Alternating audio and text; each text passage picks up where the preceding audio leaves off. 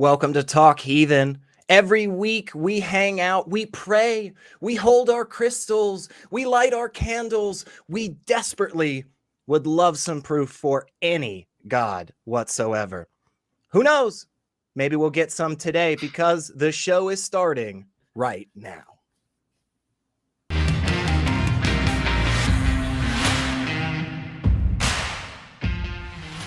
Woo!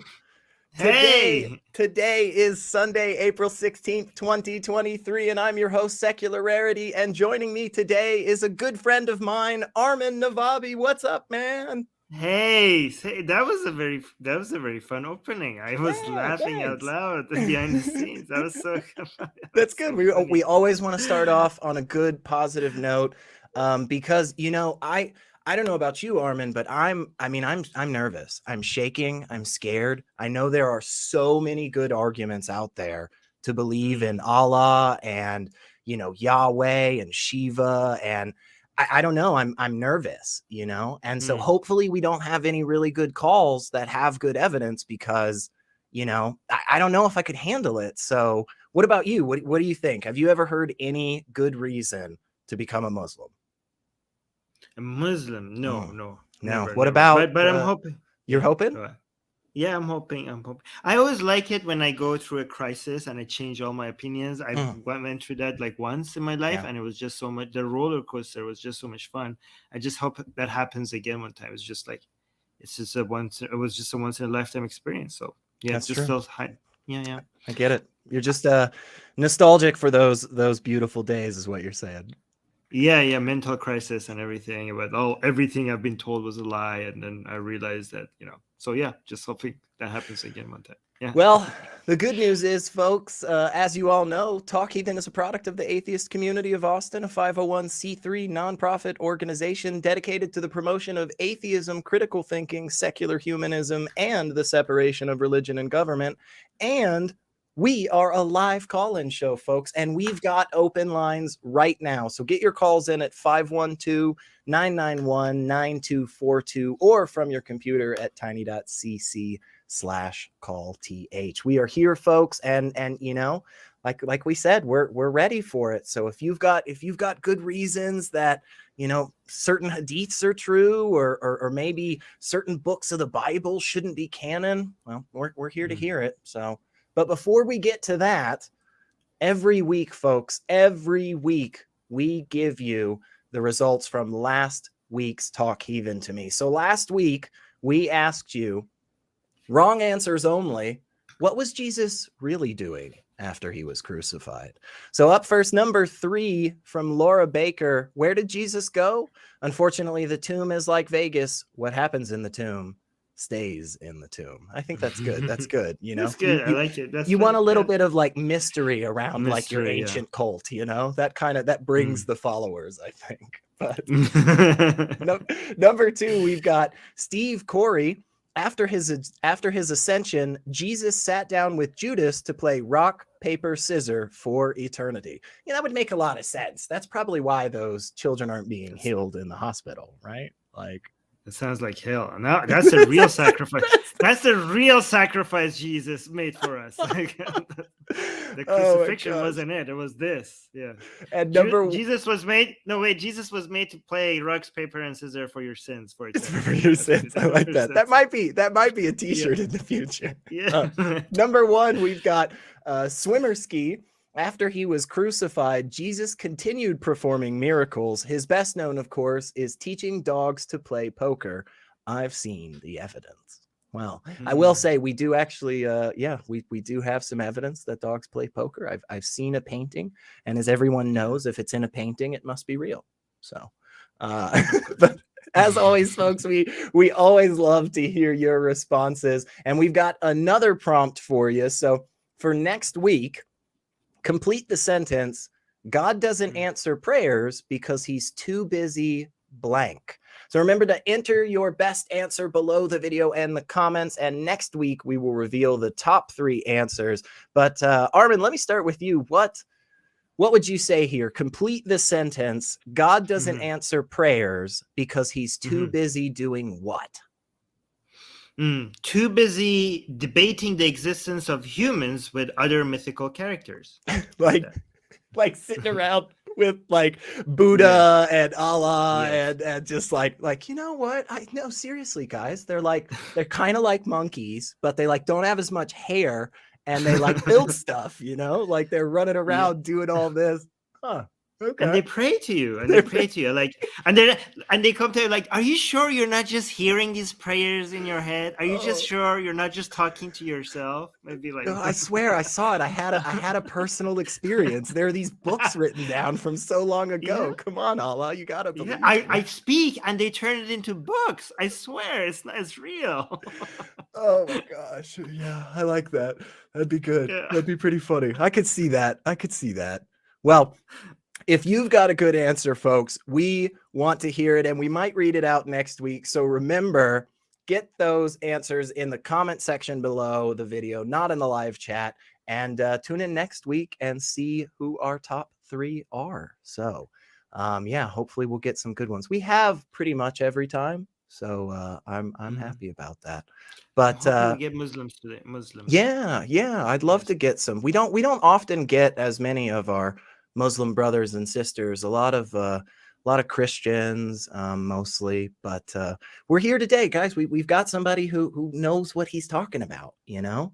So if you think you've got something really good that just proves Islam, or you know, I've heard this recently, Armin. I don't know if you've heard much about this. I've heard some rumblings in some academic spaces that Muhammad might not have even been a real person. Like, yeah, kind of mythical. Do you know anything about this? Yeah, it seems like the whole story, well, not the whole story, there's some parts of it that is kind of like Jesus. You know how we know that the guy that was somebody was crucified, like we kind of know, like most scholars seem to agree that the whole thing was not completely made up. Something happened, but other than that, the things that he said, his teachings, his miracles, they were all added after. They are just people just for political reasons or for religious reasons. People just kept on adding and adding to the myth, and now we have the story of Jesus. Like kind of like Bart Ehrman says, like the basics are there, but everything else other than that, there's just so much skepticism around it. And given the motivations behind the use case for adding and putting your agenda in the mouth of a prophet or a god, you can see why they made Jesus do certain miracles or say certain things. And it seems to be now, based on a lot of recent academic research, we're saying that it seems to be the case for Muhammad as well. So much so that the guy's name, whoever the guy was that the Muhammad character was based on, it seems like his name might have not even been Muhammad. And it seems like he didn't even claim to be a prophet. Like the only thing we know about him was that he united what was later referred to as Arabs. At that time, they were not referred to as Arabs, to united them to whoever that guy was to fight against, you know, the two empires, the Byzantine Empire and the Sassanid Empire. But his name was changed later. His beliefs was changed later. He wasn't even a Muslim. That guy wasn't even a Muslim. The Arabs that came out of Arabia to attack the Sassanid and the Byzantine Empire, it seems like their religion, the Islamic religion, was made more than 100 years after the death of Muhammad, which is intense. Yeah, that was something I was going to point out. Was I've heard, you know, obviously when it comes to the Christian apologist space, a lot of people are discussing about, you know, when, you know, Mark was written so close and the letters from Paul were so close to Jesus's birth. Now, I mean, you and I know these weren't eyewitnesses, you know, but that comes up a lot in the Christian apologetic space. I hear a lot in the Muslim apologetic space, something similar about how there's such, you know, we've got the chain of narration and it's solid, and these were, you know, friends of Muhammad or his relatives or whatever. But it really does seem to be that all of this evidence comes a good 120 some odd years after. I mean, it's in a completely different century. Actually, for Islam is worse than like I went through my life thinking that Islam, Christianity, the evidence is too distant from Jesus for us to take it too seriously, right? But I realized, I was like, from Muhammad, that's a lot closer, right? We have the Quran and we have the Hadith, and the Hadith is so much detailed. And Muhammad is more closer to us, in history than Jesus is. So I was like, well, the evidence for Muhammad is like a lot more solid than Jesus. But then if you go look into it, you realize that everything describing what Muhammad said and did, the evidence that we have comes from 200 years, with the 200-year gap. I know there's other writings that were there that led to that 200, to Ibn Hisham's writing, but we don't have any of that. So the closest thing we have in writing is 200 years after the death of Muhammad. That is not a reliable, and it's from Islam itself. And for so many years, the historians have taken that as authentic evidence for the history of Islam. But here's the thing: it's very, very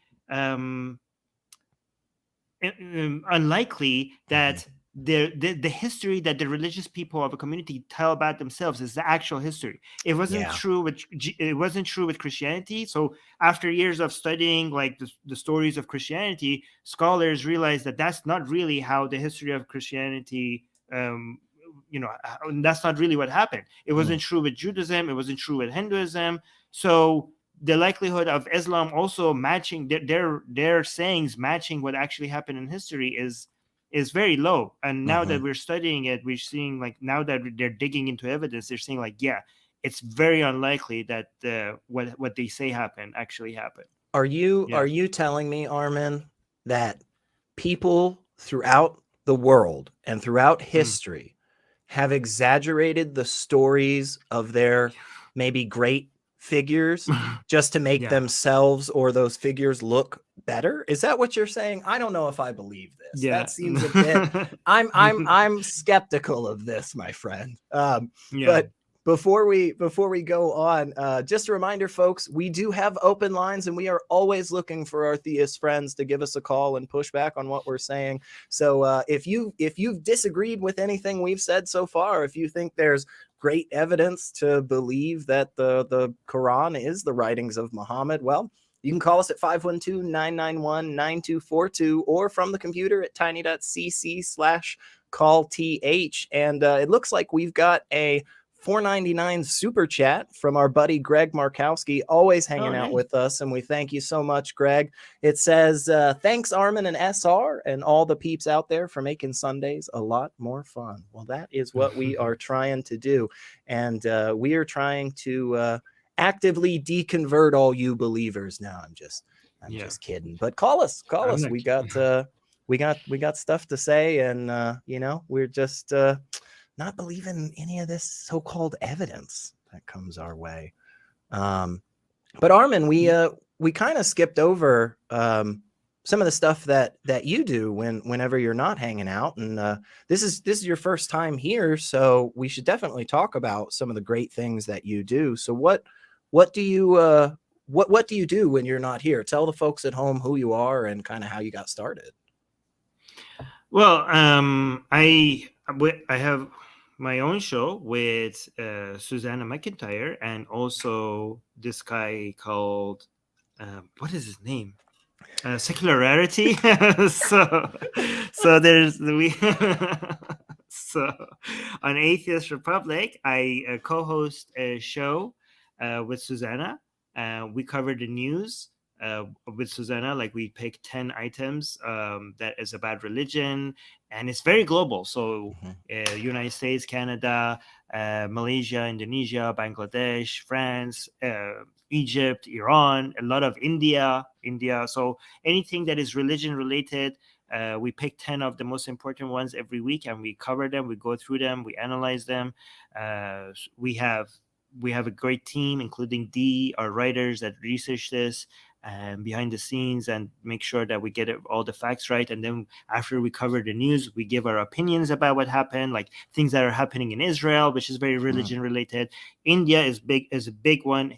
Absolutely. Pakistan is a big one. Iran is a big one that comes up a lot.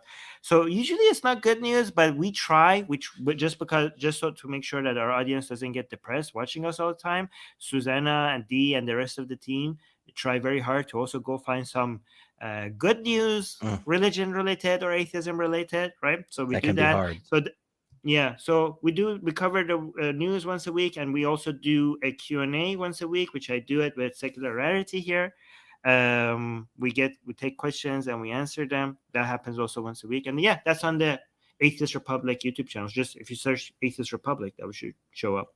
That's awesome, man. And there's communities that you have that are spread out all over the world. There's one in South Africa, I think. There's a Persian focus. There's an Arabian focused. I mean, it's honestly, it's awesome. You know, there's all kinds of, and you've actually been focusing a lot on what's been happening in Iran. I'm sure some of our viewers out there are a little bit familiar, but you know, a lot of times on this show, we're very Christian focused. We're very U.S. focused. So definitely, if you could just kind of explain to some of the viewers kind of what's been happening, as well as just what you've been doing in Atheist Republic. Yeah, so I have another show as well, which is Atheist Republic in Persian. So we have a Persian show that I do I go live. I try to go live every day. Sometimes it doesn't happen. But yeah, so we cover, atheism related stuff and secularism, liberalism related stuff with the Persian community. And a lot of it is focused on Iran and what's happening there. And in case you guys haven't seen, there is the largest secular revolution in the history of mankind right now happening in Iran. And you might think I'm exaggerating, but I'm not. It's not just secular. It's a major part of it, not all, but a major part of it is anti-religion, not just anti-Islam, but anti-religion. What we're seeing in Iran right now is the greatest mass exodus of people out of religion in the history of mankind. I would anybody that questions that could come challenge me on that, because I have the numbers and the data to back that up. We have, in a country of more than 85 million people, in the past 40 years, we have had around half, and I have the numbers right in front of me, close to half, I think it was 46% of the people abandoned religion. I'm not saying they abandoned Islam, abandoned religion as a whole in their lifetime. We're not talking about one generation, two generations, three generations. We're talking about the same people in one generation abandoned half of the population of the country. A country that people assume that it's an Islamic country. Islam is now a minority. Being a Muslim makes you a minority right now in Iran. Not just Shia, a Muslim, right? So yeah, I got the numbers. I could show you guys that. But so this is happening, and not that many people are paying attention. So this is what's happening in Iran. Is not just people against moving away from the Islamic Republic and its tyranny. It's out of Islam. And I don't know if I have time, but can I give you some examples of how I have the numbers, but I also have some examples that I give us a couple examples. And I think there was a slide that we had for you that kind of demonstrates one of the really big ways that a lot of people have been protesting right now. So yeah, give us a couple of quick examples. Yeah, well, I mean, one of the main symbols of this revolution is people taking off their hijab and burning it. That was the original symbol of it, which is the hijab is a symbol of Islam. So taking that off and burning it is like, it's an act of taking, it's a movement against a religious symbol, not just Islamic Republic. One other example. Oh yeah, the picture that you're showing is something I tweeted about how daring the women in Iran are being right now. So some of these pictures are actually quite funny. The one on the top left, that's a religion class, right?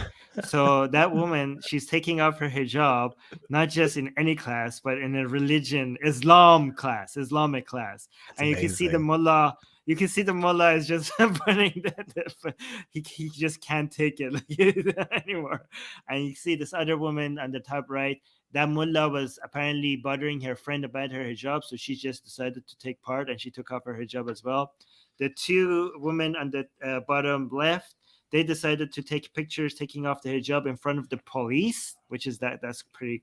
Wow. That's quite daring. Wow. And the bottom right one is also, they're not just taking off their hijab. They want to make sure they document this. Like, you see that bottom right, she's taking a hijab and she wants the picture to be taken with the mullah in it.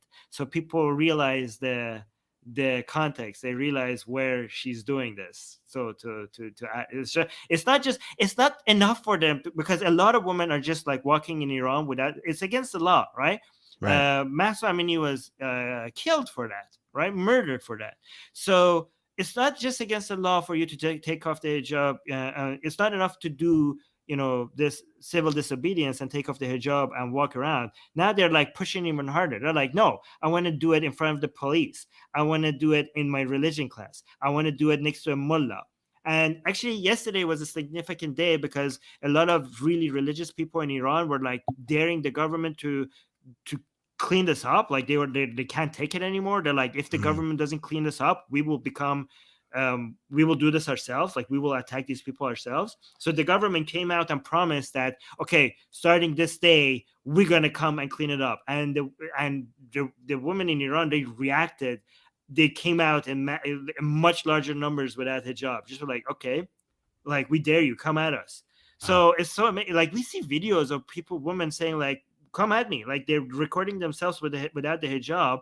And that guy that top police guy that promised this, they calling him by his name and they're like, come at us, like, let's see what you got, which is unbelievable, right? So but I was going to say another thing that happened was during this revolution, there was a kid, a 9-year-old boy that was shot dead by regime forces, right? And when they were burying him, Kian Pir Falek, okay? When they were burying him, thousands of people showed up at the funeral and the burial and funeral just as a sign of protest against the government.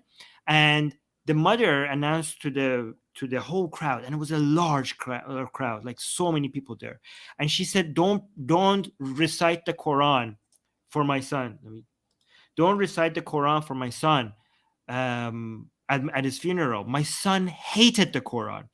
And when she said that, you should see the video of the crowd just cheering. There was like a thunder of applause. It was unbelievable. Like, people don't, this is not something that you would imagine coming out of Iran. A mother of a dead child telling a crowd of people, of Iranians inside Iran, that my son hated the Quran, and the entire crowd cheering.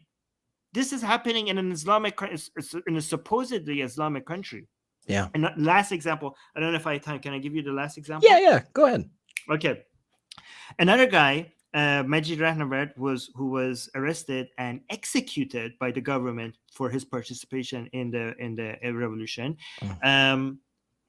He was, before his execution, they brought him in front of a camera, and the police officials, and they were interviewing him and recording it, and they asked him a question, and they released a video. The idiots, the government, they're fools, because they thought they got him, because there was a lot of pushback against him, against the government for arresting him and executing him. So they wanted to embarrass him with this forced confession to the Iranian people, to show how evil this guy is, and he deserved an execution. So when they were questioning him, what they asked him is like, you said, what did you say about what people, your will, what you told you had a request for what people should do after you get executed? And he said, yeah, I said, because they heard this and they wanted to make sure they got this on camera so that they could embarrass him. He said, I said for people to not pray for me, and to not read the Quran for me, and instead celebrate me, just have fun and celebrate me. So it's shadi koning, just be happy. And he said, that's my will. So for you not to recite the Quran for me, or not to pray for me. Wow. And they released that thinking the reaction would be like, oh, what an evil guy. But that video turned him into a hero. Like, that video came out, people were like, the bravery of this guy, he's captured by Islamic regime forces, and he's been tortured. His hand was like burned during, or broken, or either broken or burned. We don't know. I'm not sure exactly. But he was tortured after his arrest. And while captured, he is so brave that he's saying to everybody that, yeah, don't recite the Quran for me. Don't pray for me after I die. So that bravery turned him into a hero. And and the government is so out of touch with people that they didn't understand that this would make him a bigger hero. Right. Yeah. That's amazing, man. And that's, I think, again, because a lot of times we do have, some very intense fights here in the U.S., I can think of, two handfuls off the top of my head, stuff that we've talked about on this show and all other ACA shows for a while. But we also need to remember that there are still fights going on around the world. And we definitely should stand up for secular values and democratic values and human rights just around the world, because we all deserve that. So I think, honestly, it's wonderful what you're doing and keeping everybody up to date on this. And I know you guys go into, some really, really awesome detail on your shows and stuff. So thank you so much for kind of giving our audience just a slice of an understanding. And there's so much more, folks. So definitely make sure you check that out. But we are a call-in show, and so we do want to get to some of these wonderful callers that have been waiting for us. But remember, folks, if you've got questions, or maybe you've got proof of God, we're come on, give me that proof. Give me that proof, y'all. 512-991-9242, or give us a call from your computer at tiny.cc/callth. Let's go ahead and take a call. Armin, you want to talk to some people? Yes, that's what we're here for, I think. That's right. Yeah. Well, we've got John, him in Florida, has a question about deconverting, it sounds like. Hey, John, you're on with Armin and SR. What's up?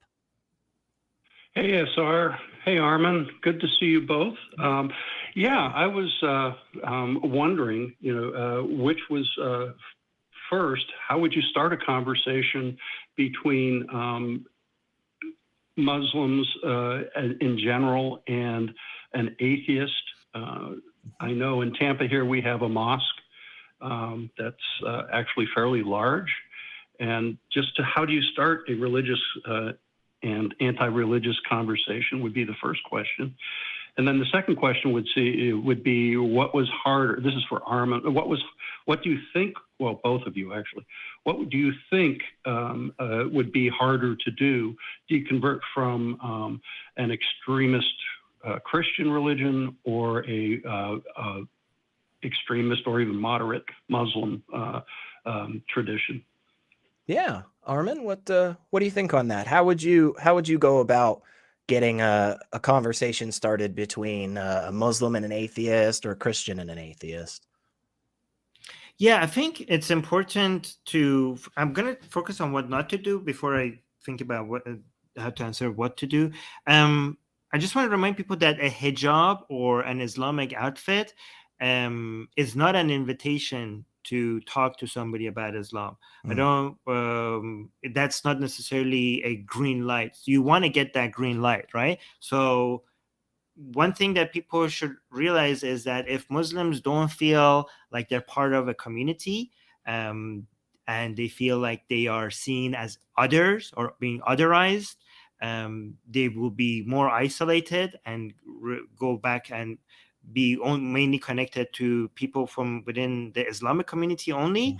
And that is a really good way to increase radicalization and also reduce hope for them to be exposed to other forms of ideas. So before even talking to Muslims, the more important thing that we should focus on is making them feel like they're part of the community and they're not separate from the rest of the people, right? That by itself is already going to start making them be exposed to, even if you're not talking about God or religion, the fact that they are not just mainly hanging out with Muslims is going to get them exposed to viewpoints that are not Islamic. That's big, that's long-term, that's huge. When it comes to actually talking about religion and God, it's better to create environments where they come to you rather than you go to them. Because then if they come to you, that's already like, if you have a place where like, hey, I don't believe in God, change my mind. I don't believe in Islam, change my mind. Them walking towards you or them clicking on your website or your Facebook page or YouTube channel, that's already a green light, right? Because it's already very clear what you're doing. The other way is for them to start an engagement. Like, for example, they had, like, I once walked into a mosque. Like, when I go into mosques often, and I don't go there to debate Islam because I wasn't invited there to do that. I go there just to like chill out and see the people there and maybe make friends.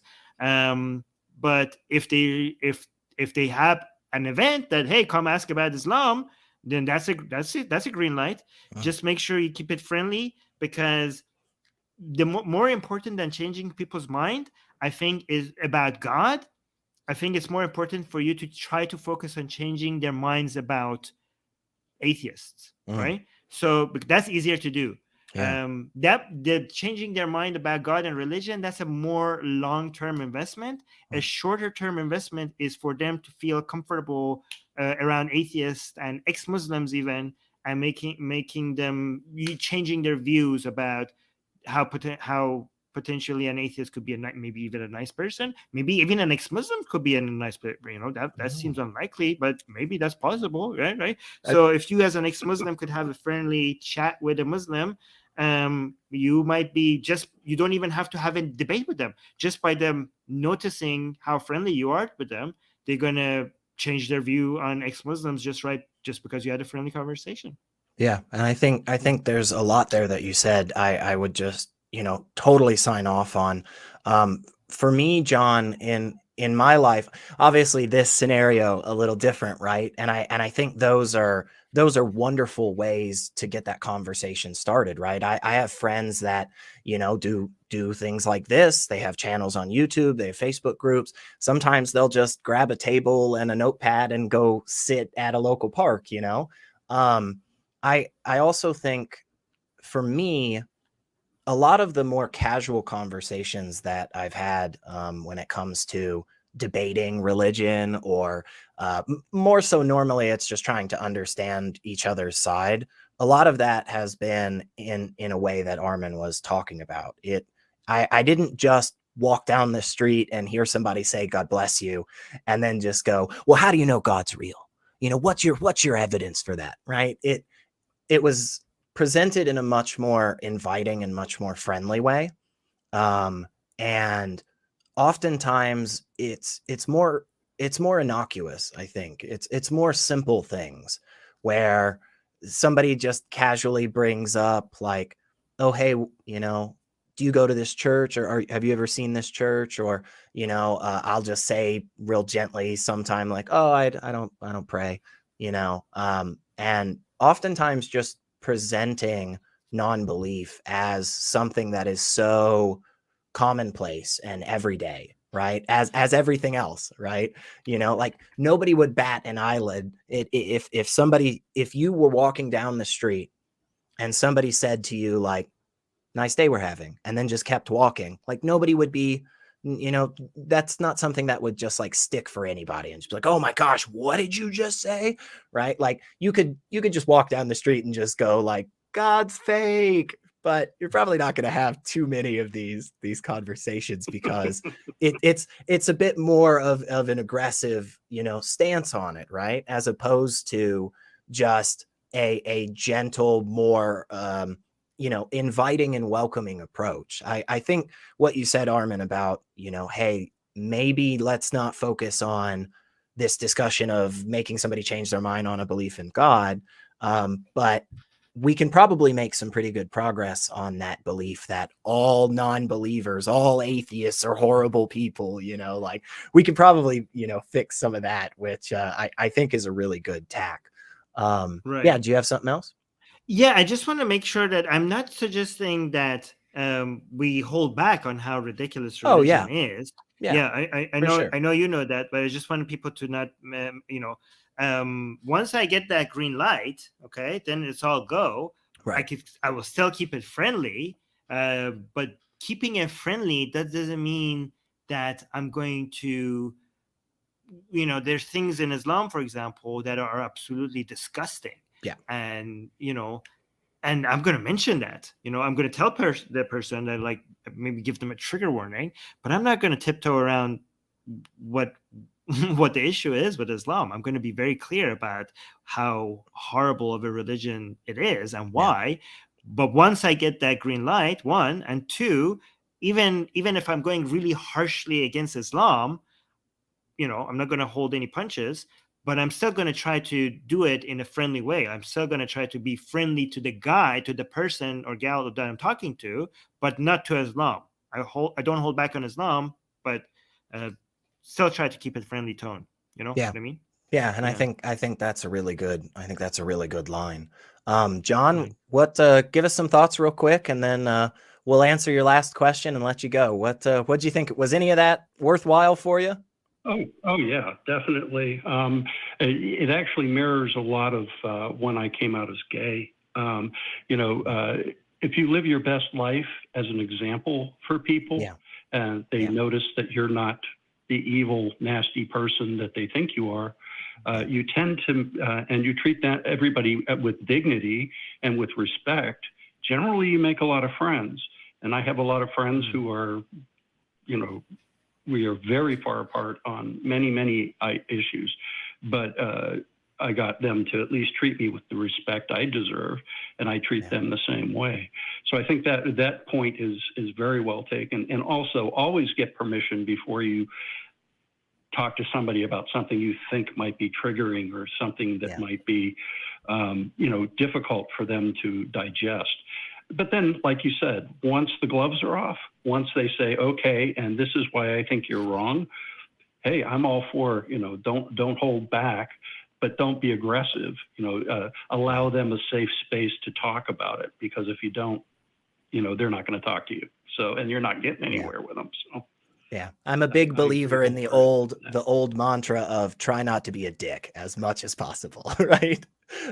John, there are some situations where it doesn't hurt, but that's true. You're already being seen that way at that point, So.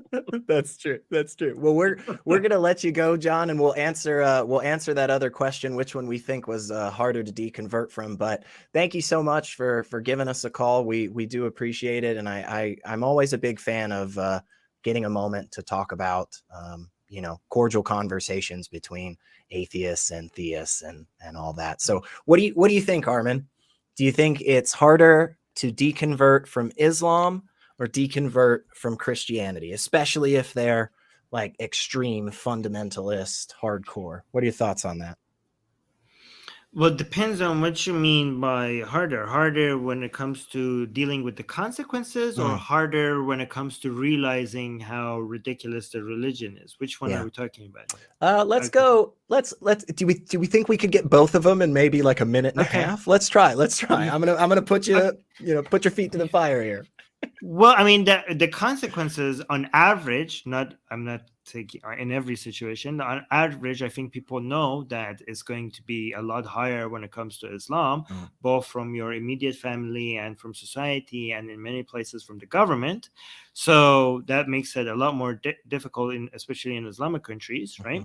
So that's I think obvious question. I mean, at least on the books, in 13 countries in the world, we still have the punishment for leaving Islam to be death, like execution. So I know it doesn't get carried out in many places, but at least think about where the society is, where at least they have that on the books, and it does get carried out in some places. So it's not just, I'm not saying it's easy, but and even in some places where the law is, we have a death sentence for leaving Islam on the books, and the government doesn't carry it out. Like, for example, in Pakistan, people get death sentences all the time, but the government doesn't ever actually execute anyone. But there's a lot of people that are happy to do that for the government, like where the government falls short. There's mobs that, not all again, but there's a huge mob ready to do that. So obviously that makes it a lot harder for Muslims. Again, on average, I know there's specific examples where it's the other way around. When it comes to leaving the religion, when it comes to how easy is it easier to leave religion because you realize that this is nonsensical. I think that would make, I would say that Islam is easier to leave in that sense, not because Christianity makes more sense, okay, but because humans are not robots. We're not just purely logical creatures. We're emotional. And right now, again, in this moment in history, people feel the effects of Islam in their personal lives a lot more than Christianity. Again, it could be different in places. It's just like how much the religion gets involved in your day-to-day life, and how negative that is. People experience that much closer and much more aggressively from Islam, and that's why that realization. So for just like in Christianity, you see how a lot of gay people, for example, are more likely to realize that Christianity is nonsense than average people, because they feel the effect of Christianity in their personal life more than average people, right? So in the same way, because Muslims feel the negative influence of Islam on their personal lives in this moment in time more than Christianity, it's more likely for them to realize how negative of a force this whole religion business is, and are more likely to leave it. Yeah, I think both of those are pretty good points. And maybe this is just my bias from my experience, but Christianity oftentimes to me seems a bit more malleable and just a little bit more of kind of nebulous in ways that I don't think Islam is a lot of times. And so I think it's sometimes easier for Christians to kind of take us a couple of steps back and be like, no, this part isn't true, that part's not true, but this stuff over here is like super real. But before we grab another call, because we've got a few good ones on the line, and we've got open lines still, folks. You know how to call us, 512-991-9242 or tiny.cc/callth. But let me tell you, all you wonderful people, some of the many ways you can support Talk Heathen and the ACA. We have merch. That's right. We've got all kinds of swags, t-shirt, hoodies, mugs, and as always, our limited edition t-shirt. This month's t-shirt right there. This t-shirt makes me an official Taco Heathen. So go to tiny.cc/merch ACA and you can get all that great stuff. And remember, those limited edition shirts go away at the end of the month, so grab them while they are here. Don't forget, like the video and subscribe to the channel, enable the notifications, and comment below on your favorite caller and the prompt for this week. It super helps us out, and it doesn't cost you anything or take much time on your part. You can, if you'd like to spend some money, you can become a channel member. You can click the join button below the video. You will get sweet, sweet custom chat emotes, and you will help perpetuate the mission of Talk Heathen in the atheist community. I think my face might be down there. Yes, it is. So if you'd like to spam my face in the chat, I mean, I would probably suggest find another hobby, but go ahead and do it because you're a channel member. And you can always send a super chat with a question or comment, and we will read as many as we can. Also, folks, you can go over to tiny.cc/PatreonTH, and you might get your name read out because, you know, we love to read our top 5 patrons every week. We've also got a channel that houses all of the ACA shows in audio podcast form at tiny.cc/AEN podcast. You can go there and get a constant 24/7 stream of the awesome cataloged shows of the ACA. There's everything there. I mean, guys, I know you haven't seen all the great Truth Wanted episodes that are out there, so go check them out. And you can always hang out with us in the fan-run Facebook page for the Talk Heathen community at tiny.cc/FBTHG. Get all your good arguments out, talk about the wacky stuff that we're reading in the news worldwide, and just hang out with a bunch of cool people. And if you didn't know, Talk Heathen has a TikTok, folks. And every Sunday morning before the show here, we are going live. We are going live on TikTok. So go ahead and get over there and subscribe. Join in on the pre-show for the Talk Heathen TikTok. And it's always fun. My buddy Richard Gilliver was doing it. Who I have heard a rumor that all Englishmen are liars. So if you want to know for sure, just go check them out on the next TikTok. I don't know how true that is, but you know, whatever. You ready for another call, Armin? Yes. Let's talk to Cindy, she, her in Pennsylvania. It sounds like you've got a friend with a little bit of some troubling times. Cindy, what have you got for us today? I do indeed. Hello, SR and Armin. My daughter's live-in did a few tours in Afghanistan, and he had an interpreter while he was there. And when Afghanistan fell, they were frantic trying to get him out, and he got stuck there. And he was there for like 6 months. He is an ironclad atheist, ex-Muslim. He was terrified, and they finally got him out and got him to Qatar, and then they got him back here to Pittsburgh, and he stayed with them for a few months. They got him set up in an apartment. He did get a job, but his problems are starting to show themselves in that he's very offensive to people. He does not want to have anything to do with the Afghan community because he said that they're all religious assholes. He's posting very offensive things on Facebook and other social media. He's drinking quite a bit. He doesn't seem like he has any connection anywhere. My daughter and her boyfriend are getting pretty disgusted with him. They've had to pay his rent a few times because he's drank his money away. He's a super, super nice guy, but there are certain things that he just doesn't seem to understand. So he brought a lot of his culture with him without the religion. And he's really having a hard time assimilating. And I just don't know quite how to help him. I am an atheist also. So some of the things that he posts and some of the things that he says, I could chuckle at because I actually agree with him. But he doesn't understand how offensive he's being to other people, if you know what I mean. Yeah, and I try to explain it to him. Yeah, and let me no, not a problem, honestly. Let me just say a couple of things because I mean, one, you know, we're not able to give like specific advice or anything, and there's a whole bunch to the situation. I'm sure that, you know, no matter how long we talk today, Cindy, we'd never be able to understand the fullness of it. But there's a couple of different things I think are worth touching on. One, of course, is places like Recovering from Religion and the Secular Therapy Project. Those are amazing organizations that, while yes, they themselves are non-religious, while they themselves are secular, and it sounds like this wouldn't even be a problem for your friend, but they're not going to push anybody into any particular thing. They're trained individuals who are there to listen and help with a whole host of problems. And I think that's just probably something that's just good for all of us, right?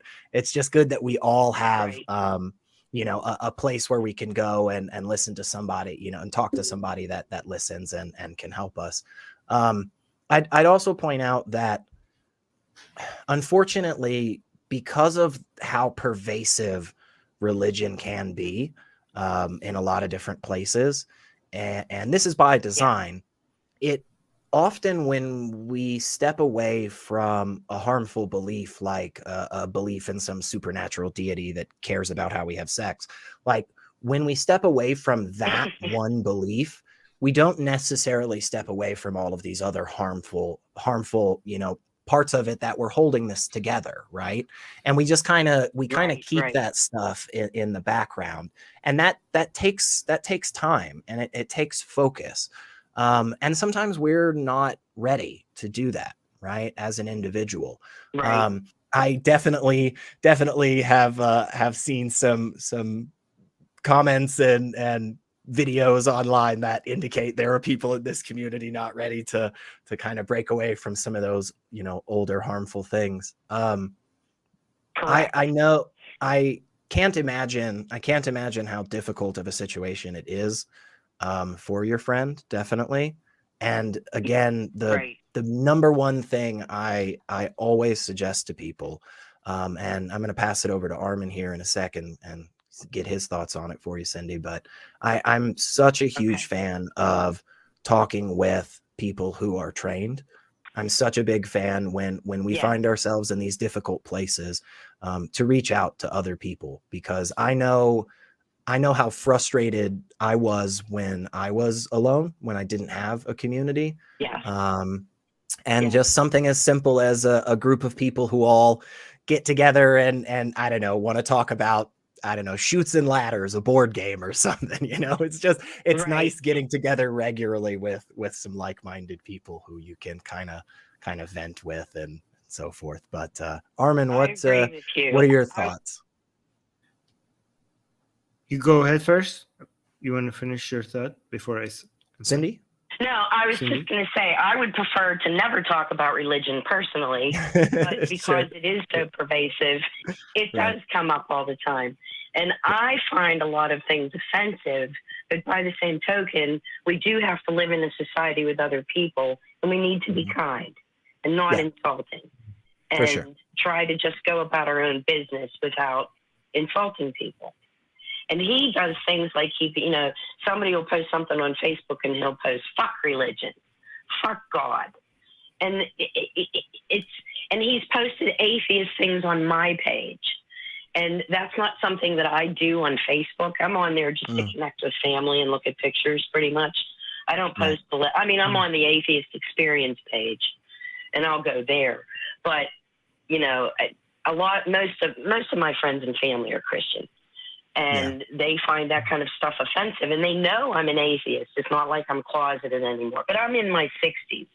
So I understand what it's like to grow up closeted, because when I was in grade school and I didn't believe in God and everybody around me did, it was a terrifying thing because you couldn't open your mouth about it. And I'm thrilled that all these atheist things, shows and everything have come out in the last few years. It's like, yes, it's awesome. But by the same token, I don't want him to get himself into trouble. He's going to bars and he's drinking and he's hitting on women and being offensive. And I want to make sure that he assimilates properly and that he can find a life here. He's acting like he's on vacation and he's gone wild because he's no longer in Afghanistan.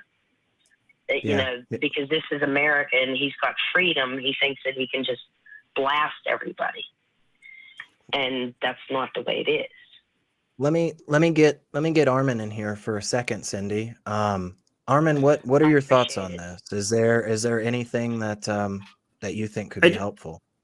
Yeah, again, we need to appeal to experts here. Okay, so anything I say, please check it with, there's a lot of resources available for atheists that I think you guys could recommend.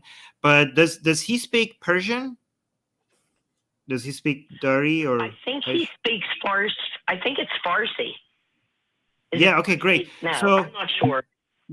Yeah, a lot of Afghans speak Farsi. So, and I understand how so many Afghans might be, who are atheists, who are ex-Muslims, might want to stay away, might be because of, again, these are people who have had a lot of trauma with religion.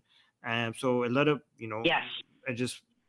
so it's well, I don't want to say it's okay, but I could tell why somebody would have such a reaction to such a reaction or such a behavior. It might seem it's hard to judge somebody like that because of what they've been through. But given that he speaks Farsi, I know that the Iranian community in United States and in Canada and in Europe are on average a lot more secular and also anti-religion than many Afghans, right? Again, I don't want to sound like I'm judging Afghans. It's just that given the historical environment and given what has happened recently in history, that the socioeconomic conditions was made it so that Iranians are now a lot more anti-religion. So there's a lot more people that maybe he could, given that he speaks Farsi and he doesn't want to get close to the Afghan community. A lot of Iranians who are also anti-Islam and anti-religion, he might be able to find a community there, especially now that a lot of Iranians are uniting together against the Islamic Republic.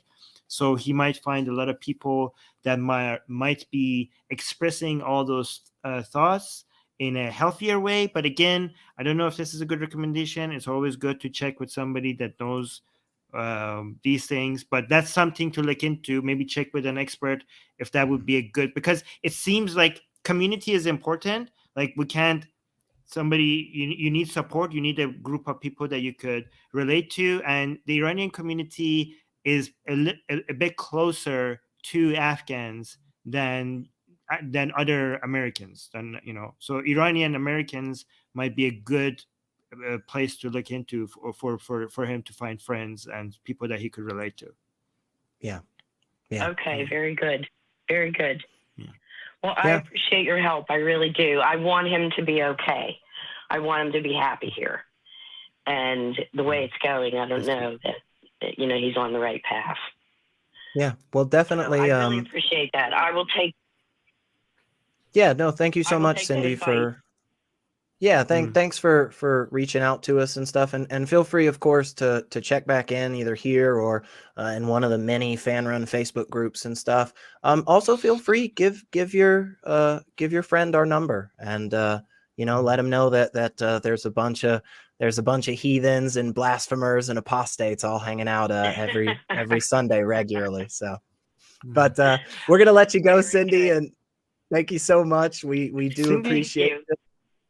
She's very sweet, though. I just want, before you leave, I just want to say that how kind you are, that you went, that the fact that, oh, she's okay. I literally just dropped it. Yeah, go ahead. Yeah. No, I just want to say that, like, I could just tell how much she cares and she wants to help him. Yeah, that's very sweet. I just wanted to mention that. Yeah. No, I think that's great. That's one of the biggest things that I love about these spaces.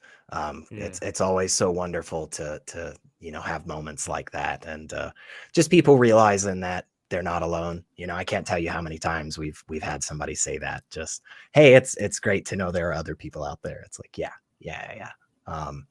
But we do have some other really good calls, but I do want to remind everybody that right after this show ends at 3 p.m. Central Time today, the newest episode of the flagship show of the ACA, The Nonprofits, will be airing live. So go check it out, tiny.cc/YTNP. I have to say, it's an absolutely amazing show. I love The Nonprofits. I love being on. Every new show always has great stuff. And the ACA wants you to know what is going on in this wonderful community, and for that there is an updated website. All you got to do is go to www.atheist-community.org, and you can learn about all the wonderful things about the organization itself, its policies, and how you can get involved. We're always looking for more volunteers. So and we want to hear from you. We want to know what you like, what you thought was effective, and more importantly, what you thought we could do better. Email us at tv@atheist-community.org and let us know. And folks, it is that time of the show where we get to read out the top 5 wonderfulest, most coolest, greatest, freakingest, awesomest. I think that's all the ists I've got in my head. But we always want to read out the top 5 patrons every week. Armin, would you like to do the honors? Would you like to read out these top 5? Okay. Yeah. I mean, I'm going to embarrass myself, but that's fine. So number 1, Dingleberry Jackson. That was easy. Okay. All right. The second one, I'm gonna butcher this one. Ayami. Never gotten a correction. Okay. Reach out to us. Call in and tell us your name. Yeah. Third patron is Oops All Singularity. I do love that one. That. Yeah. 4th is Davor Valjean or Davor Valjean.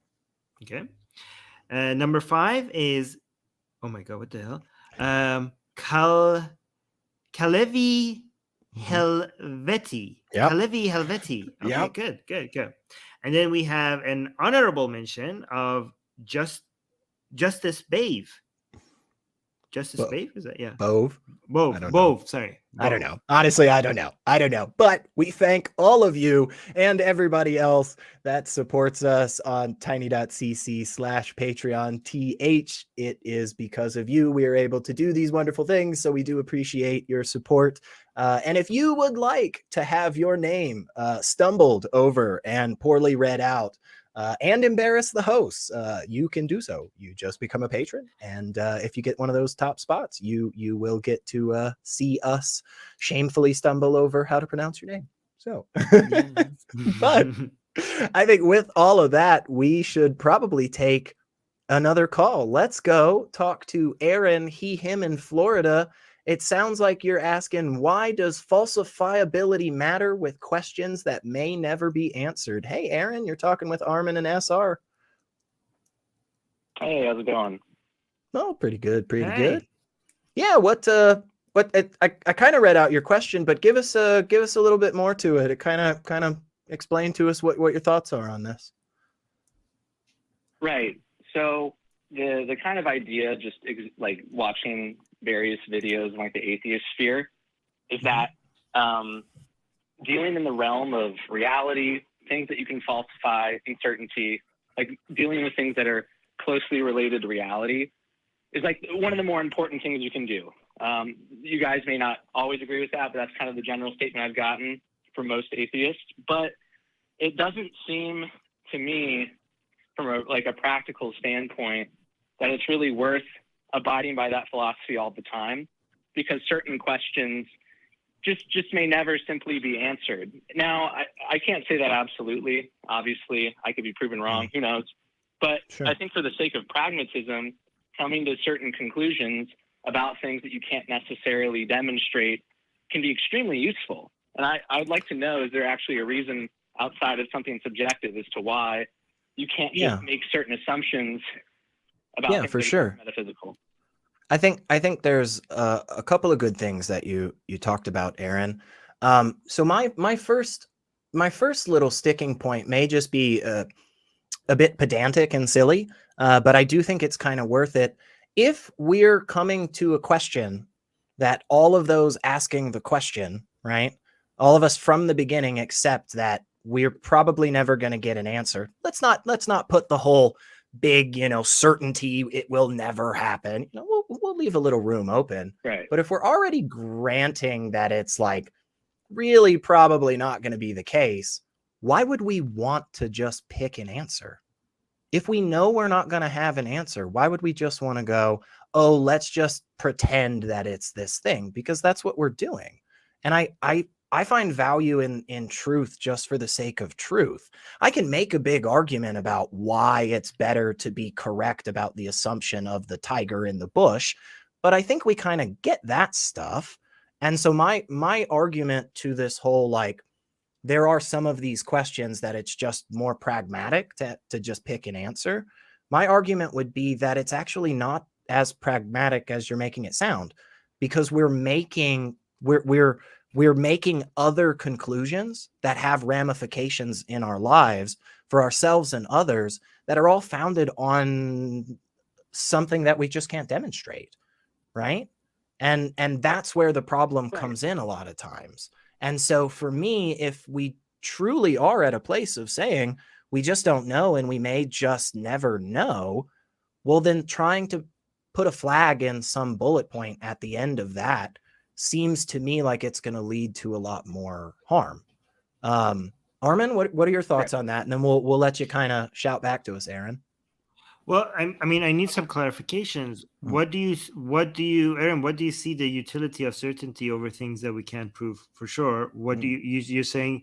You're suggesting that even if we can't prove that something is 100% sure, if I'm understanding you correctly, you're saying there's utility in that. What is that utility? Okay, yeah, this is kind of a response to both of you guys then.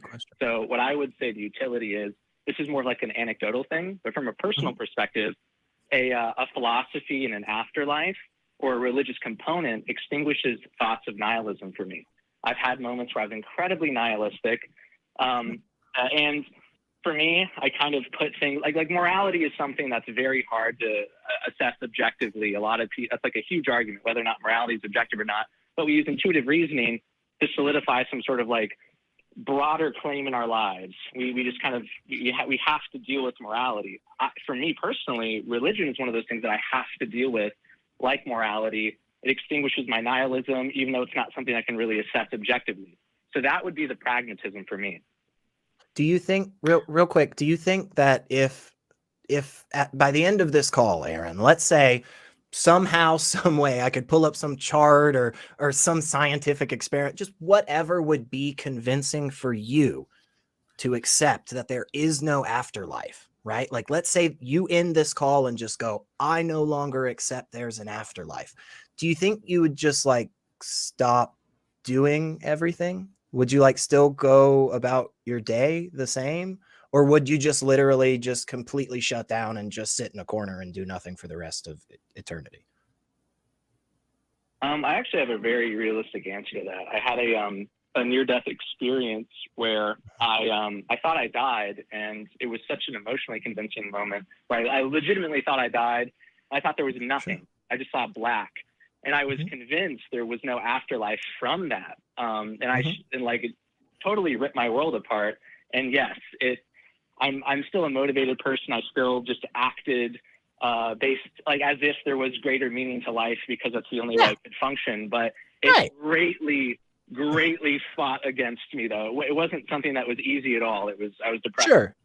Sure. And I don't want to put this as if it is just something that's, oh my gosh, everybody should be able to do this. It's so easy or anything. But I think like you calling into the show today, you having that experience in the past and still obviously continuing on at least, in some capacity, right?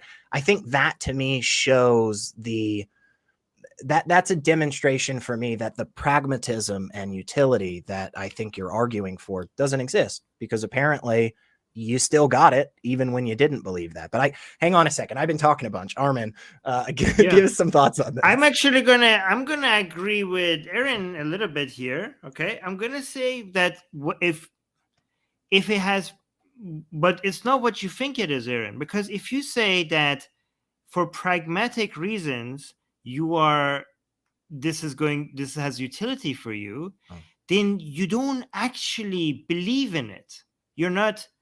You are basically saying that you are acting as if it's true because you understand that you're doing it for the pragmatic reasons. So you're conscious of the fact that this might not reflect reality, and you don't need it to. You cannot you cannot force yourself for pragmatic reasons for you to believe in it. Like, for example, if I say 2 + 2 is 4 and you believe that 2 + 2 is 4, but pragmatically it would make sense for you to believe 2 + 2 is 5. There's no way you could make yourself believe that 2 + 2 is 5. You can try, you cannot believe it. You could only just be like, go and say, you know what, I'm going to move forward in my life and behave and act as if 2 + 2 is 5, but you can't actually believe that 2 + 2 is 5. So just admitting to you yourself, admitting that this is for pragmatic reasons means that you don't actually believe in it, right? And by the way, if you pretending like something is real and then acting accordingly, if that's working for you, go ahead with it. If it is working out for you, I don't know if it's actually, sometimes people misjudge that, but if it's actually working out for you, go ahead. But on average, here's a claim that is not an extraordinary claim. On average, for society and for individuals, the more our beliefs match reality, the better we are going to be able to achieve the things that we want. You always are going to be able to find exceptions, but we cannot come up with best practices and what to push for based on unique special cases. Given that an individual is going to be able to achieve whatever that individual wants more if it has a belief system that is closer to reality, and given that a society is going to be able to progress faster the closer the average belief system in that society matches reality, then our job as activists is clear. We are going to try our best to make beliefs, whatever they are, closer to reality. Yeah, and just to kind of tack on real quick, and then we'll give it right back to you, Aaron. I think what often happens is when we come to a particular conclusion, right, as individuals and society, we start to add things onto that, right? We didn't just stop with 2 + 2 = 4. Once we got that and we were real settled with it, we're like, hey, what's this whole trigonometry thing, right? Maybe there's calculus out there, you know? And we continue to add on extra things that help us, you know, make better decisions and understand the world around us more and more. And if at the core of all of that is just a handful of these conclusions and these you know, assumptions that we just really don't have any good reason to accept as true, well, it seems like we're going to make more bad conclusions in the future.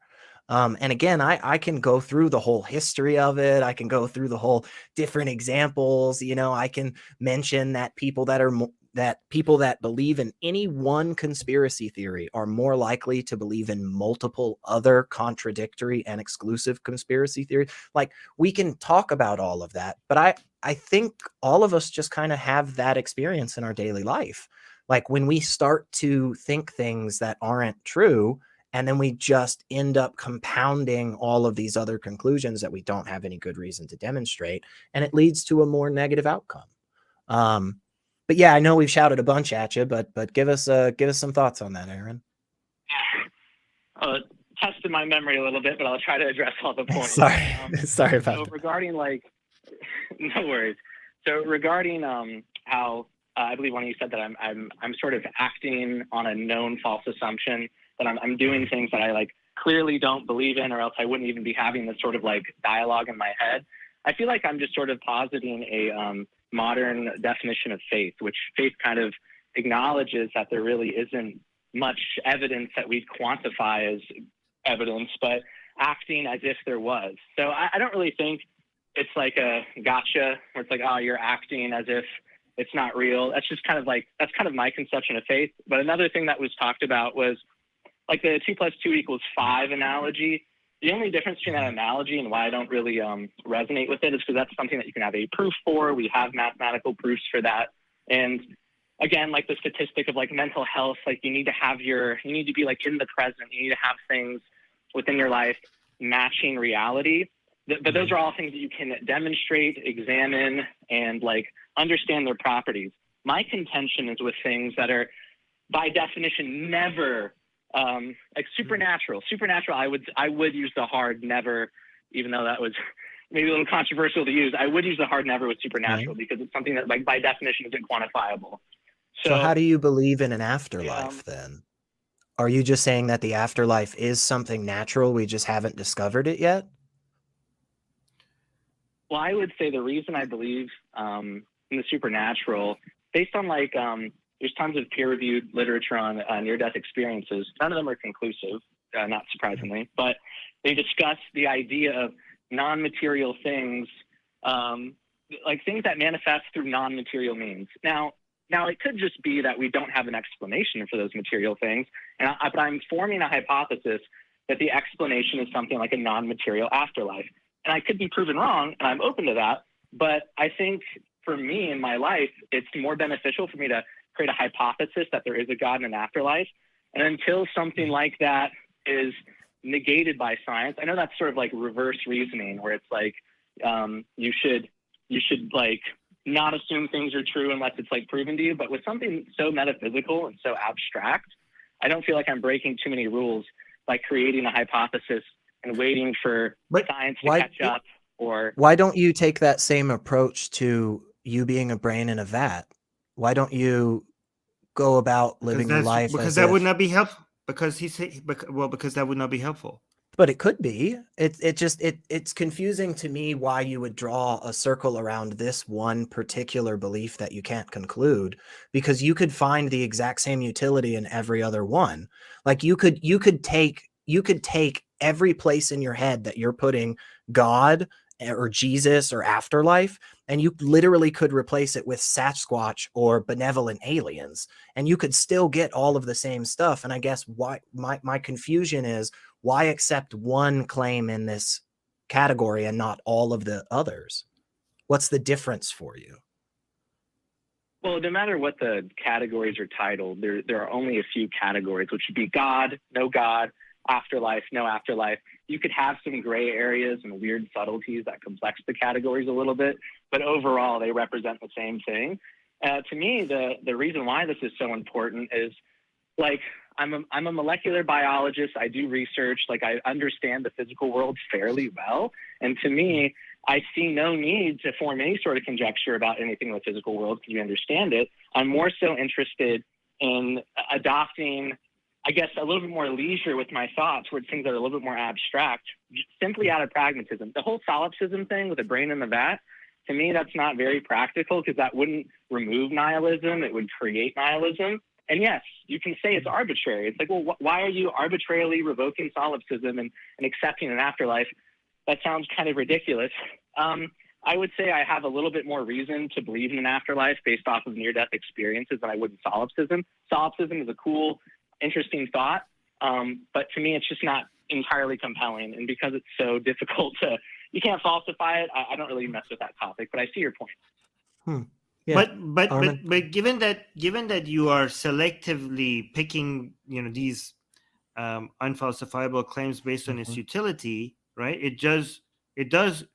It should be quite apparent to you that the chances, because if we open the door to unfalsifiable claims, we're just opening the door to an infinite number of claims that nobody could either prove true or wrong. And I think that it's obvious why that form of coming up with beliefs would be ridiculous and unhelpful. And you recognize that, so you're being selective over what you pick to believe in when it comes to unfalsifiable claims, and you're not picking them based on how good the evidence is. You're picking them based on how helpful it is to you. So again, it goes back to the example that you must know that this does not reflect how likely this is to be real. You're just picking it because it's being helpful to you. And the problem with that is that the methodology, I think, is more important for us to be sensitive about rather than the conclusions, right? Because allowing that opens the gate to a whole bunch of, you might find an example here that uniquely in your situation is helping you out, but promoting that methodology provides introduces conclusions that, because they don't reflect reality on average, is more harmful on average to individuals and society than helpful. Like, again, you could find, if I have two machines and one of them is producing good results most of the time, but some bad results sometimes, and another machine that produces bad results sometimes, bad results most of the time and good results sometimes. Again, the results is not as important as how effective the machine is. I'm not going to go jump on those examples of good results that ends up being helpful to promote that machine, because introducing that machine to society on average is more harmful. So again, focusing on how helpful the methodology is more important than focusing on individual conclusions that methodology has. I don't know if that makes sense, Erin? Does that? Yeah, that makes sense. But I don't want to be that guy that just magically rips a study out of their ass. But when viewing meta-analyses, multiple meta-analyses, typically religious thought and religious institutions on average decrease crime rate, decrease suicide, and overall the conclusion from... I have a problem with a lot of those studies, Aaron, in a lot of different ways. Like, for instance, there are correlation and causation. Yeah, and just real quick, and not really even harping on that so much as the part that is difficult for me to really sign off on, kind of get on board with, is the utility that comes from accepting certain claims, right? And the reason is because while a lot of times people just want to kind of say the soul or afterlife in just a real flippant, casual way, I think that's unfair to the concept itself, right? If the afterlife is real, then there's a lot of freaking baggage that comes with that. If non-material things are actually existent in the world around us, there's a lot of baggage that comes with that. And some of that baggage is this right here, which is I now have the right to do essentially whatever I want, because there's an explanation that's non-material that we should just assume because of the utility of it, because in general, it produces some better things. Look at these cool studies. Like that's where I find this to be problematic. If we're accepting right here, right now from the get-go, that there's this supernaturally, non-materially, whatever stuff that's floating all around us, how do we ever rule that out in every other possibility? Sure, one could say that the kidneys filter out the bloodstream. Maybe we've got some good proof of that, but how do we know tiny ghost mice aren't actually in everybody's kidney eating all the bad stuff in the blood? Do you see the baggage that I'm talking about that comes with like accepting all of this?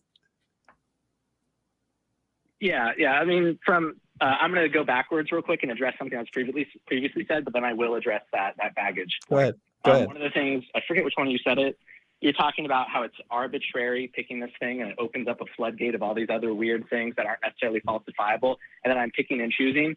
I would argue from a grander scheme, a lot of us do that in terms of like reason is reasonable. We reject solipsism in terms of it's like not very practical. We live as if we are in reality.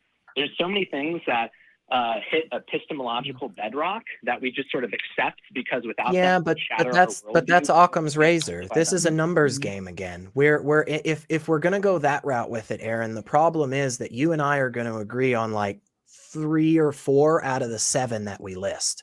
You and I are going to agree on these 3. You and I are going to accept that there's no way to prove logic. There's no way to demonstrate it. So we just have to kind of move on. And then you're going to accept the solipsism thing. And it's like, okay, so now that we've agreed on these 3, we shouldn't be adding any extras. And if I get to all of the same conclusions and utility that you do, and the only difference is you've got 1 extra of these unprovable assumptions, well, in just the whole fun little game that we play, you lose, right? Because you're adding on an extra assumption that isn't necessary.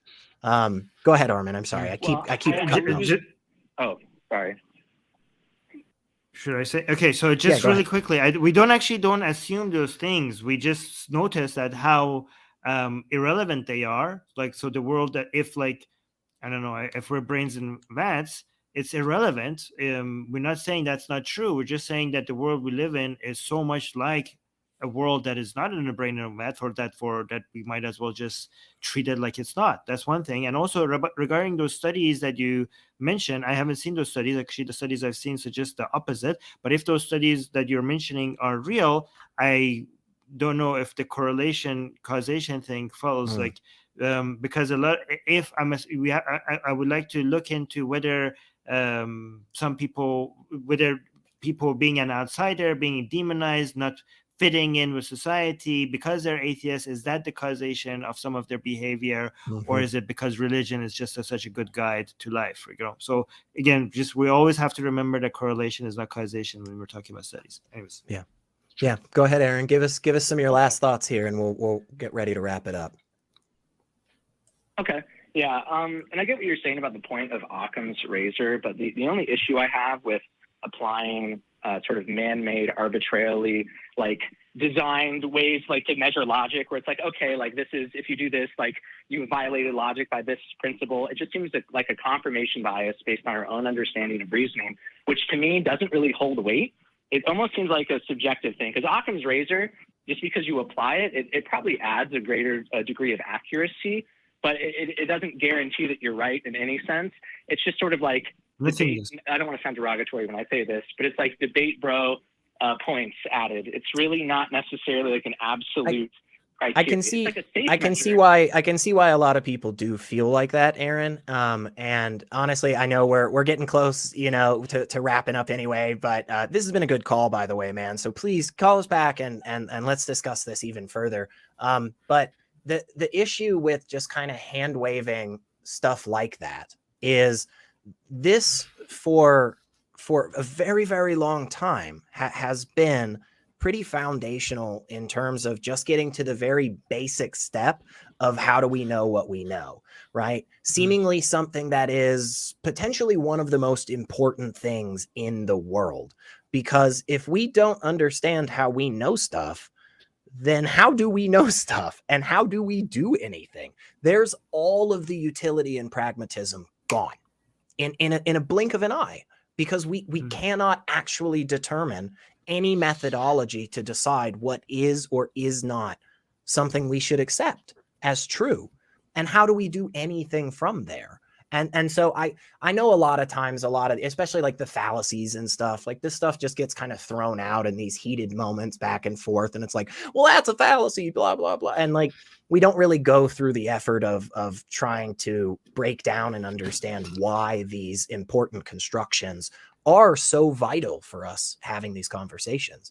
But truly, something like Occam's razor is really important, because if anybody in a conversation can just always add some extra assumption, then there's no way to ever get to the end of a conversation. Look, I can show you this can of freaking soda right here.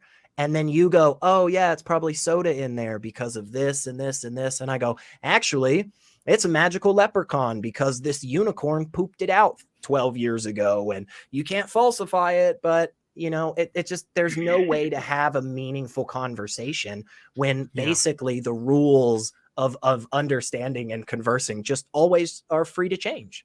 But again, I know I rambled a bunch there, Aaron, and I know that there's so much more to talk about on that. Go ahead. We don't want to throw away good tools just because debate bros use them. We don't want to just like be like, okay, we're going to sign off of that because like, right. We don't want to get rid of the baby and the bathwater, but sometimes that bathwater is kind of gross. But seriously, Aaron, thank you so much. I thought this was a wonderful conversation, and please do call us back in the future, because those are the types of discussions I really enjoy having. I think we can make a lot of progress on that. And I understand why those can be, you know, it can be tough, especially when you have that conversation of, you know, well, you know, you finally go down to the bedrock and it's like, well, you're just assuming that logic works. And it's like, yeah, but we kind of don't have another choice, right? We do have other choices when it comes to non-material things, when it comes to supernatural deities and stuff. There are other choices. We can't refute logic without using logic, apparently. Like, yeah, that sucks, but that's the boat. So, but I have got to tell all of you wonderful folks before we take another great call. This next call could actually be pretty good. They're calling to challenge you, Armin. So get ready. Oh, wow. Okay. And while you prepare, I'm going to let all of you wonderful viewers know that at the end of every month in the great city of Austin, Texas. In fact, at the end of this month in the great city of Austin, Texas, April 30th, 2023, the ACA will be broadcasting live from the Free Thought Library. I don't know if we have a sound effect for that or not. Anyway, join us for Talk Heathen, hosted by Objectively Dan and the special guest, Blind Limey. Blind Limey was one of the few awesome people who showed up on the audition day and did a phenomenal job, and we are so excited he is going to be on the show. And then after Objectively Dan and Blind Limey crush it on Talk Heathen, you will see Jim Barrows and Christy Powell hosting the Atheist Experience. So doors open at noon, folks, and we hope to see you there. I can tell you, I was there last month. It was an absolutely awesome time. So if you are in the area, definitely get there and say hi to people. There's often food afterwards, so that's really nice. I'm a big fan of food.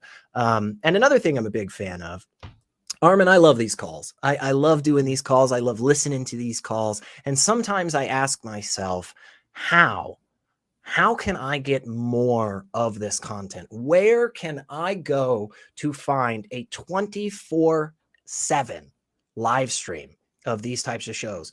The good news is I don't have to try anymore because we've got you covered. There is a brand new 24/7 Atheist Experience TV live stream, and you can tune in at any time of the day to experience a constant stream of shows, clips, and specials from the over 26 freaking seasons of the Atheist Experience.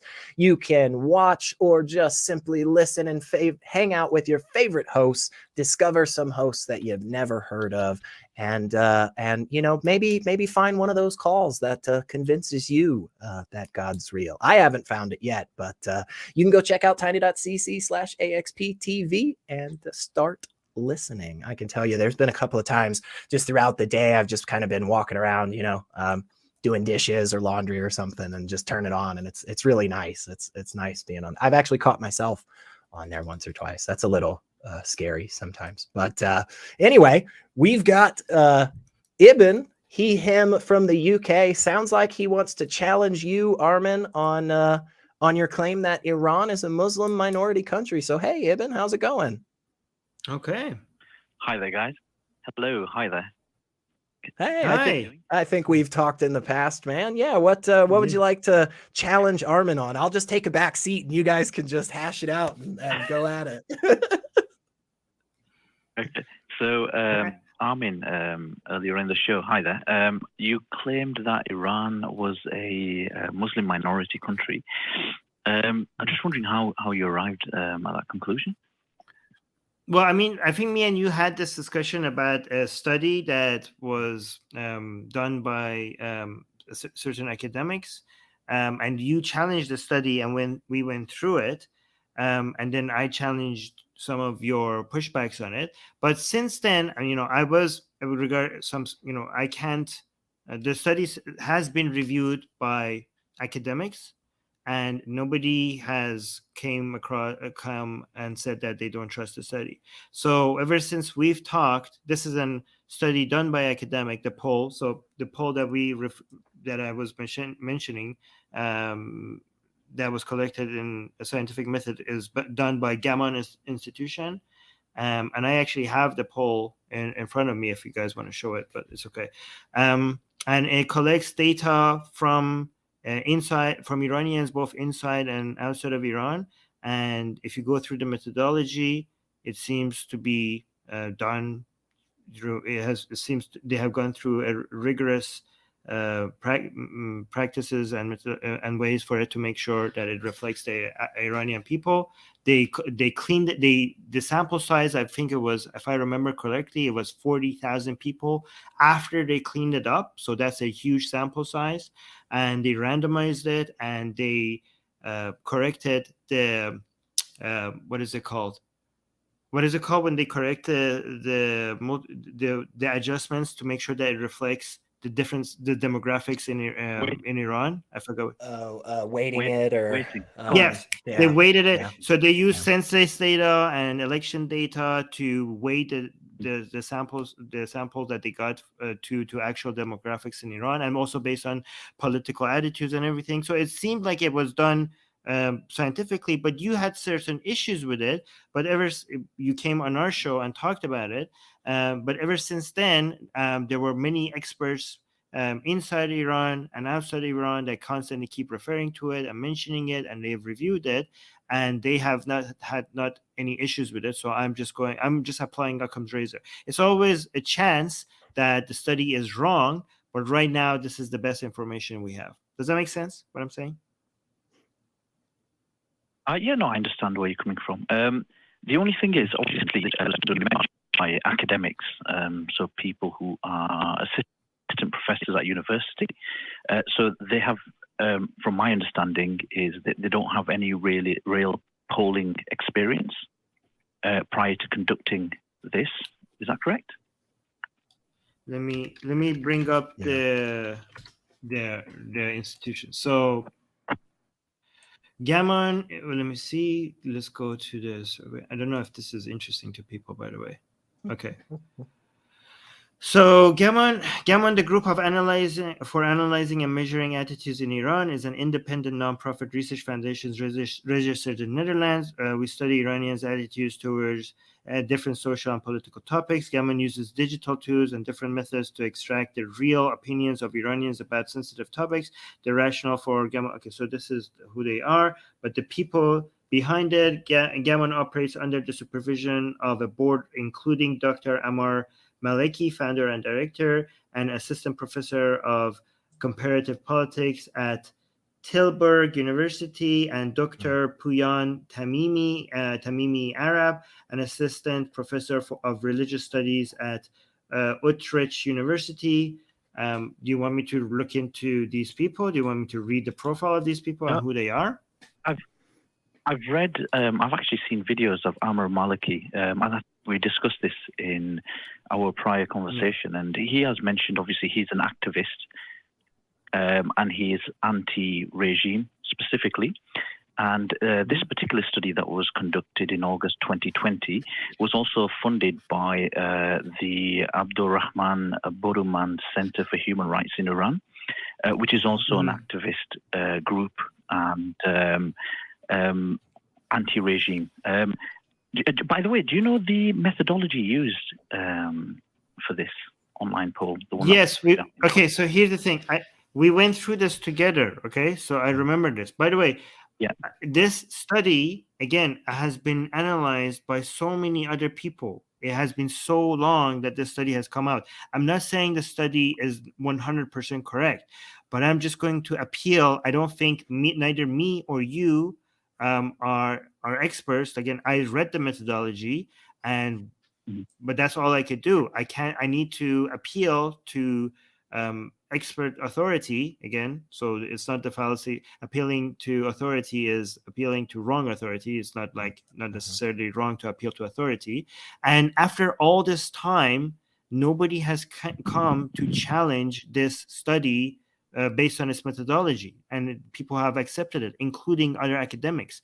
And you going in and looking into the methodology with you yourself claim that you're not an expert, and you have found some problems with the methodology, and you could be correct. But again, I'm going to apply Occam's razor, and I'm going to assume that this is the best we have right now, and I'm going to change my mind if we have better research later. The fact that so many people are motivated to prove this study wrong, and nobody has come out yet to show how the methodology is wrong, suggests to me, based on Occam's razor, that the study is, so far the best we have to go by. And I would just real quick say that I think, and please correct me if I'm wrong on this, Armin, like the actual specific numbers in the study aren't really what you're going for by highlighting that. You're highlighting this particular study as a way to show the change in attitudes across, a broader spectrum. And so even if, okay, maybe it's plus or minus 3% either way, okay, fine. What it demonstrates, though, is a massive shift in the on-the-ground sentiment of the average person in Iran. And I think that's really huge, especially obviously with everything that's going on right now. So, well, I mean, here, let me say this, okay? So, but I also did claim that Iran is an Islamic minority country, but I think I said it seems like it based on these studies, right? So this study here, I want to make it more clear.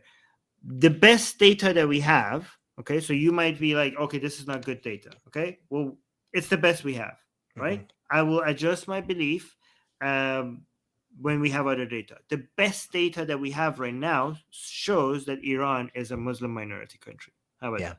Yeah. And Ibn, I hate to cut us short, but we are getting close. Give us just a quick wrap up, man, and we'll get the heck out of here. Just really quick. Yeah, really quick. Okay, so just going back to Armin's initial point, he said academics didn't find any issues with the study. This was a poll, so unless there were pollsters, being academics, obviously they might have some knowledge as to the methodology used, but obviously not being pollsters, they wouldn't have, it's a scientifically collected. Understanding. It's a scientific poll. Yeah. It's a scientific poll. Secondly, Sorry. Secondly, it wasn't just myself that found issues with the poll itself. Pew Research actually discusses this methodology and the weaknesses of the methodology used. It's something called snowball sampling or chain referral sampling. And it's one of the weakest methods by which to attain a group of people's opinion on a particular topic. And obviously, I can't put links in the chat, but I've got Pew Research Center links here showing how this particular methodology is really weak in terms of understanding trend within a group of people.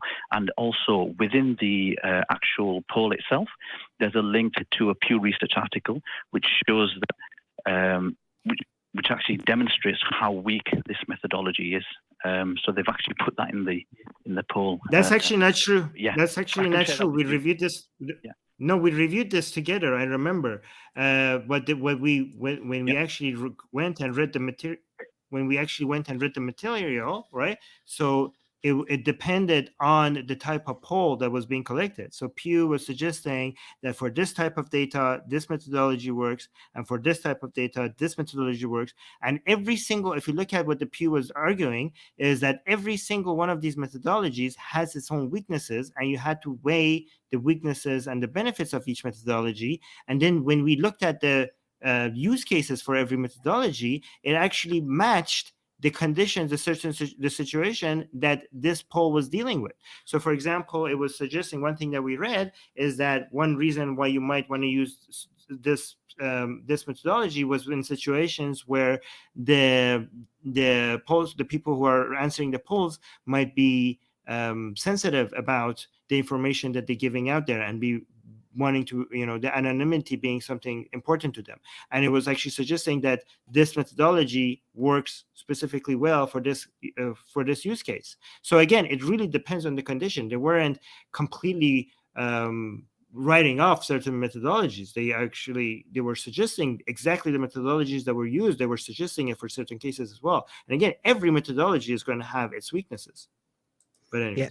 And the only thing I'll say, just because I know we're super close to being at the end of this, Ibn, but we do appreciate the call.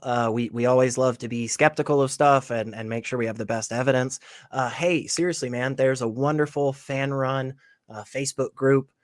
So I believe it is FBTHG, and you can go check us out there. There it is, that beautiful graphic. And go definitely and post up all the things and hold us accountable and go show us where the problems are, because there are always wonderful people there that are debating a lot of stuff, and we love that. So, and it's a cool place to hang, and sometimes you can just hash things out a little better in that format. But before we go, I have to mention some awesome people that gave us some super chats. We've got Marcia Everett for $2. I want to change Atheist Day to April 13th. I'm just glad we got it off of April 1st. Then we've got Marcia Everett for $5 again. If you put a cup of water out and a day later some is gone, did it evaporate or did God take a sip? I think that is a very good question. And finally, we've got James Call, who's been a member for 6 months for $5, says, SR, always nice to see you again. And Armin, it is nice to meet you. So we do definitely appreciate that. And remember, folks, that we have that awesome new prompt for this week. Complete the sentence, God doesn't answer prayers because he's too busy blank. So reply in the comments and tune in at the beginning of next week to hear our favorite top 3 answers. And of course, we can't go without saying, hey, Armin, how can people find out more about you? Oh, that's a good question. Yeah. Well, I mean, about me or about my channel? Everything. Tell us okay. all the shill stuff. Okay, well, you can find my channel where I do co-host a show with Susanna and also with Secular Rarity. So with Susanna, we cover the news. We do 10 news every week on religion and atheism and secularism all around the world. So we are actually the most global atheist channel. We cover news from India, Israel, Bangladesh, Indonesia, Philippines, South Africa, Iran, Pakistan, United States, Canada, France, all over. So if you want a diverse understanding of how secular activism and atheism and religion, what's the most interesting recent news about it, from a global perspective rather than just being Western focused, come to Atheist Republic. Me and Susanna cover the news once every week. And we also do a Q&A with Secular Rarity once every week if you're interested in that. So yeah, that's what we do. And if you want to know more about me personally, just look me up on Wikipedia. So yeah. Heck yeah, you have a lot of good stuff. So definitely, guys, go check all of that wonderful stuff out. And as always, folks, I got to remind you, there are a lot of wonderful things you can do to help us out here. They don't take a lot of time whatsoever. Remember, just go ahead and like that video and subscribe to this channel. It means the world to us and it takes nothing out of you. You can become a member. Just click that join button below the video or support us on Patreon at tiny.cc/PatreonTH, or do both if you want. Like, we're not going to restrict you. Remember, we have a channel that houses all of the wonderful shows of the ACA in audio podcast form at tiny.cc/AEN podcasts. And you yourself can become a part of the Talk Heathen community and post up all those wonderful discussions and links and things at the fan run Facebook page, tiny.cc/FBTHG.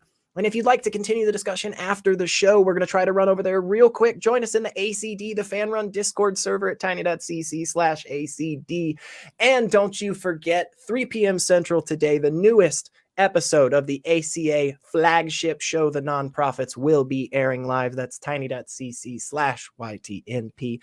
And we can't go without showing those lovely faces of our always hardworking crew. It is a wonderful group of people that are constantly making it happen for us and making us look as good as they can. Honestly, we struggle with that sometimes. It's a lot of me, but this hair goes everywhere. But can we get some love rings out there for people? Can we get some of those nice, beautiful, love it.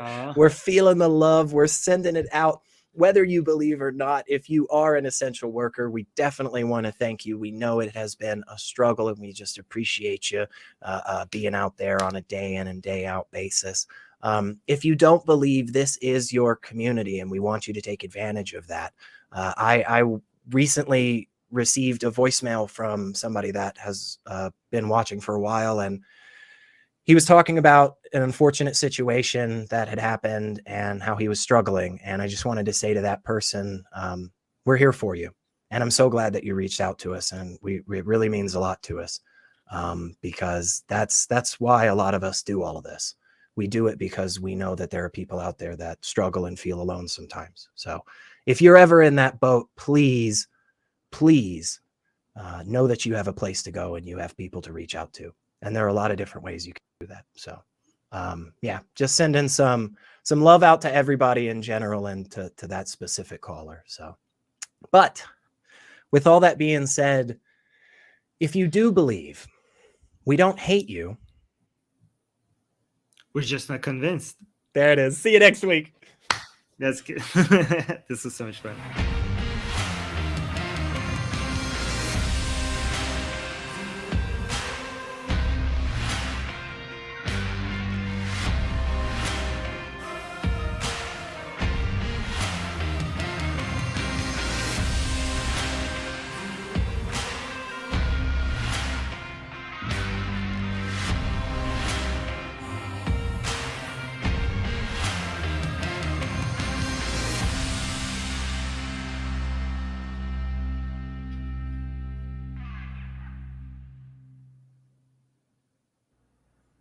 We want the truth, so watch Truth Wanted live, Friday at 7 p.m. Central. Visit tiny.cc/YTTW and call into the show at 512-991-9242, or connect to the show online at tiny.cc/calltw.